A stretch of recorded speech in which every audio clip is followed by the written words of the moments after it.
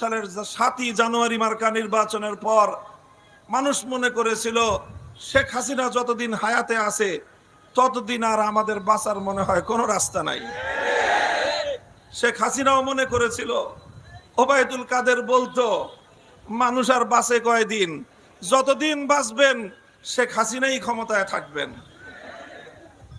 মা জানানতুম আন ইয়াখরুজু ওয়া যান্নু আন্নাহুম মানিআতুহুম হুসুনুহুম মিনাল্লাহ ফাতাহুমুল্লাহু মিন হাইসু লাম ইয়াহতাসিবু।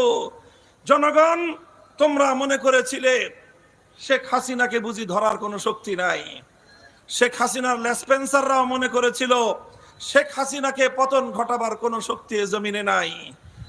এইভাবেই যখন তারা অধ্যত্বের চূড়ান্ত সীমায় উপনীত হলো, ফাতাহুমুল্লাহু মিন হাইসু লাম ইয়াহতাসিবু, সেই খোদার গজব নেমে আসলো যেই খোদার গজব নেমেছিল নমরুদের উপর।